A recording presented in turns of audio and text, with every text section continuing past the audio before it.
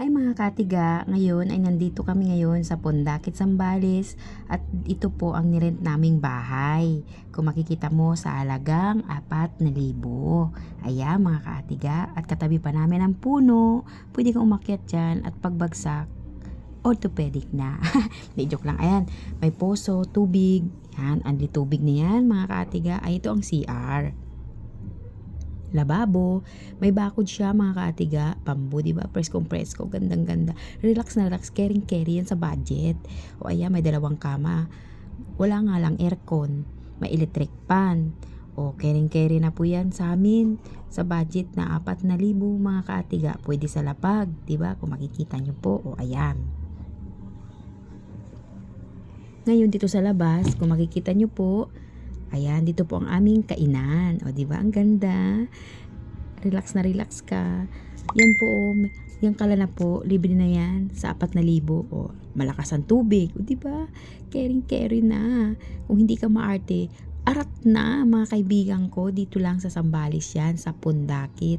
O, ayan, kapatid ko, mag-aasikaso niya at lalabas po ako dito. O, ayan, kung makikita nyo. Naglalakad ako. Ayan, para maipakita ko po.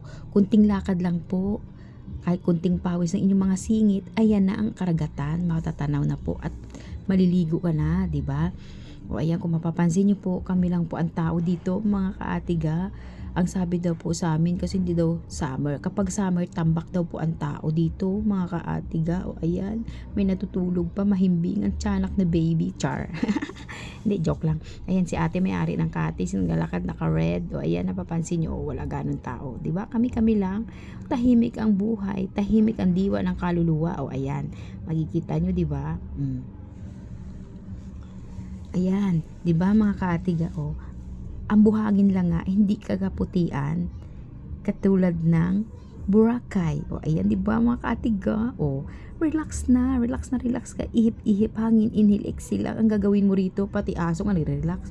O ayan si kuya, siging ano ng pala niya dahil ibabaw niya ang basura dyan. O ayan. Ayan ang apo ko, naka-red. O ayan, mga pamangking ko, naglalaro na sila. In-enjoy na nila ang kanilang buhay. O ayan, dahil minsan lang daw naman kasi nakakapasyal. O ayan na. O ayan, kabundukan na yun doon mga katiga. O ayan, napapansin mo yung mga lalaki. O ayan, ang bakod ay bamboo. O diba, ang ganda. Arat na kayo mga katiga. O ayan, si kuya hindi natigil kapapala dyan. Ewan ko ba, anong nangyari dyan? Yung basura hindi mabaon-baon. O ayan na. Kung napapansin yung mga kalalakihan doon nagagwapuhan, aba syempre ilan sila mangingis na naghihintay lang pumalaot sa karagatan para manghuli ng aming kakainin mga kaatiga. O ayan, di ba? O kung mapapansin, o di ba? O di ba? Kaya pamangking ko, 1 taon naglalakad din, umpisa niya na papuntang karagatan mga kaatiga. O ayan. Maraming salamat po sa panunood nyo.